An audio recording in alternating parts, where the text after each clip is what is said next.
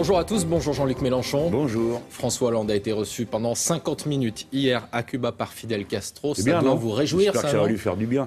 Vous pensez que ça va lui faire du bien? Vous espérez? À François Hollande. Ça veut dire quoi?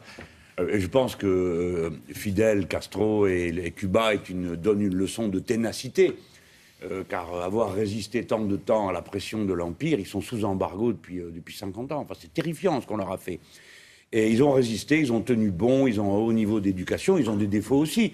Mais de temps à autre, il faut leur reconnaître leurs qualités et surtout ce qu'ils ont apporté à toute l'Amérique latine et au monde. Donc moi, ça me fait plaisir, oui. Est-ce que vous félicitez François Hollande pour cette visite? C'est la première d'un leader occidental depuis longtemps. Oui, oui, bien sûr. Alors, il a attendu que Obama lui donne la permission, hein, donc ça, c'est pas très glorieux, mais c'est bien qu'il y soit allé. C'est la première fois qu'un chef d'État français va là-bas.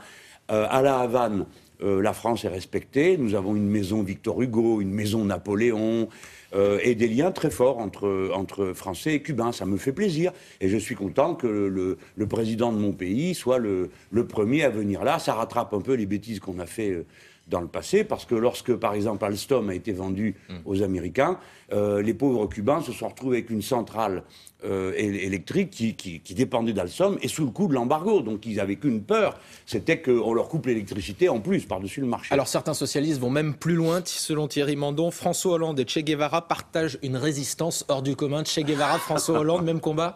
Non, c'est ridicule. Je pense que Mandon aurait mieux fait de se taire, parce que la comparaison avec le Che, qui n'est pas lui non plus sans défaut, mais le Che faisait preuve d'une capacité physique déjà extraordinaire. Vous savez que c'est un type qui était asthmatique et d'une inventivité que n'a pas... je pense qu'il plaisantait, Mandon, que n'a pas Hollande. Enfin, Hollande, c'est le bubblegum que le Che consommait, quoi.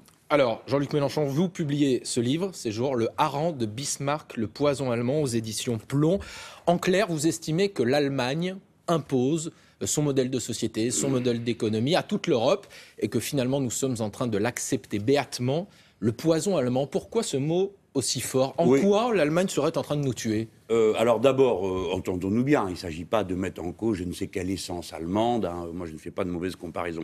Il y a un modèle en Allemagne, ils ont un modèle économique, ça s'appelle l'ordolibéralisme, c'est-à-dire l'économie a des lois qui sont des lois de la nature et la politique ne doit pas s'en mêler.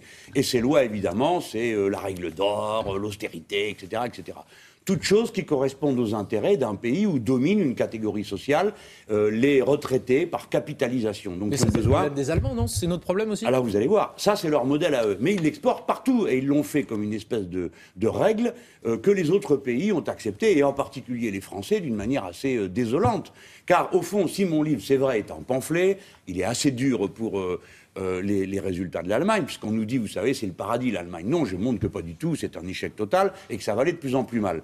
Mais ce qui est surtout à dénoncer, ce n'est pas tant, après tout, les Allemands font ce qui leur paraît bon pour eux, mais c'est que les Français aient accepté ça et courent devant maintenant, puisque François Hollande dit qu'il veut être le bon élève de la classe. Et François Hollande, il ne résiste pas à Angela Merkel? Non, non seulement il ne résiste pas, mais il cède, il se cache derrière, parce qu'il avait dit qu'il allait renégocier le traité budgétaire, qui est un traité qui a coulé dans le bronze les règles de l'ordolibéralisme allemand, et il l'a accepté de tout rond et sans discuter. Alors vous êtes partisan, vous dites, d'une confrontation franche avec l'Allemagne. Oui. Demain, Jean-Luc Mélenchon, vous êtes élu président de la République.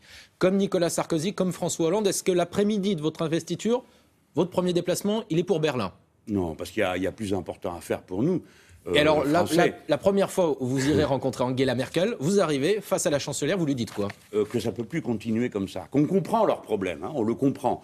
Ils ont beaucoup de personnes âgées, ils ne savent plus comment faire face à la baisse de leur population. Vous savez qu'il meurt plus de gens qu'il en est là-bas. Ils ont une situation qui est difficile parce qu'il va falloir qu'ils prennent tout ça en charge. On comprend leurs problèmes, mais on leur dit, écoutez, c'est pas raisonnable de faire pour toute l'Europe la politique qui correspond à vos besoins. Nous sommes un peuple jeune, nous allons être les plus nombreux dans 25 ans, nous avons besoin d'investissement, nous avons besoin d'équipement, nous avons besoin de travail. Donc terminer les excédents, par exemple. Alors, les excédents sont une honte parce que c'est un modèle contre-coopératif. Ça marche si les autres se font avoir. Donc ça fait maintenant 20 ans que les Allemands sur le dos de tous les autres, font des excédents qu'ils ne remettent, si vous voulez, qu'ils ne remettent même pas dans le circuit européen. On pourrait dire, ah ben ils font des bonnes affaires, il y a beaucoup d'argent, donc ils le remettent dans l'économie réelle européenne. Non, ils le mettent dans la bulle financière pour que ça donne des dividendes. Donc c'est un modèle égoïste et destructeur. Vous êtes partisan, dites-vous, d'un euro français où il y aurait un pilotage Voilà. politique clair. Est-ce que si ce n'est pas possible de le mettre en place, est-ce qu'il faut sortir de l'euro? Mais il faut pas fétichiser la monnaie. Je veux dire, les Anglais n'ont pas l'euro et c'est pas le paradis socialiste non plus là-bas. Donc c'est pas le sujet. Le sujet, c'est quelle politique on met en place. Quand je parle d'un euro français, je l'oppose à l'euro allemand, qui est l'euro des petits retraités par capitalisation. L'euro français, c'est un euro où l'argent sert à animer l'économie réelle, la production réelle, pas la finance. Et si on ne le peut pas, il faut faire autre chose. C'est sortir de l'euro? Mais ça dépend. Pourquoi ça ne serait pas nous qui ferions céder les autres? Jusqu'à présent, c'est nous qui cédons. Mais quand même, nous allons être les plus nombreux. Nous avons des bonnes raisons à mettre sur la table. Ce n'est pas seulement des arguments de rapport de force, même si, en effet, le rapport de force joue. Si nous sommes les plus nombreux, nous sommes la deuxième économie du continent. Celle de l'Allemagne va bientôt commencer son déclin à cause de sa population et deuxièmement parce que les Allemands sont bien naïfs de croire que les Chinois et les Indiens ne sauront jamais faire des machines-outils et des grosses bagnoles. Enfin, ils rêvent. Tout ça ne va pas durer. Donc le modèle allemand est un modèle condamné à l'échec. Voilà. Et il est d'ailleurs très mal géré. Vous savez, aujourd'hui, tout le monde dit « Ah, monsieur Schäuble, quel homme extraordinaire, il n'y a plus de déficit en Allemagne. » Mais c'est ridicule.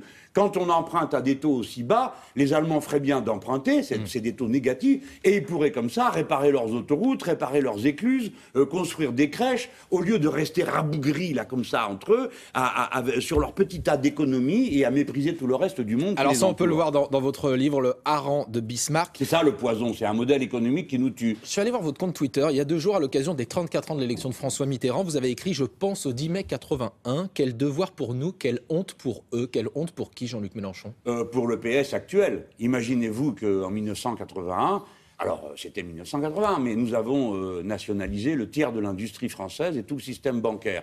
Et le président Mitterrand a toujours refusé les privatisations. Nous étions portés par une vision. Peut-être qu'elle était erronée, hein, je ne le crois pas, mais nous étions portés par une vision. Et aujourd'hui, vous allez avoir pour la première fois de l'histoire un gouvernement de gauche qui, quand il aura fini son mandat, au point où nous en sommes, n'aura absolument rien fait pour les salariés, sinon leur retirer des acquis qu'ils avaient gagnés de haute lutte pendant des décennies de combat. Donc c'est une honte pour eux. Qu'est-ce que vous pensez, Jean-Luc Mélenchon, de la formation politique que Jean-Marie Le Pen veut lancer? Il dit que ce ne serait pas un parti concurrent du FN.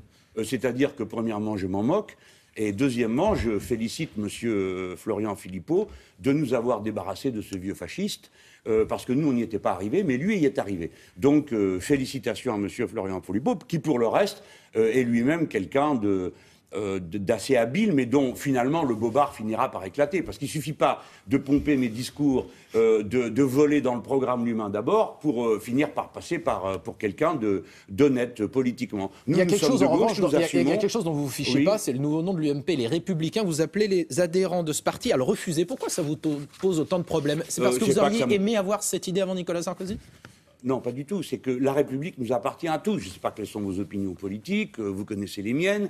La République nous appartient à tous. Nous sommes tous les Républicains. Demain, je dois pouvoir vous dire à vous, les Républicains doivent penser que, sans que pour autant ça fasse de moi un homme de l'UMP. Donc ce que je veux dire à l'UMP, après tout, on n'est pas en guerre civile dans ce pays.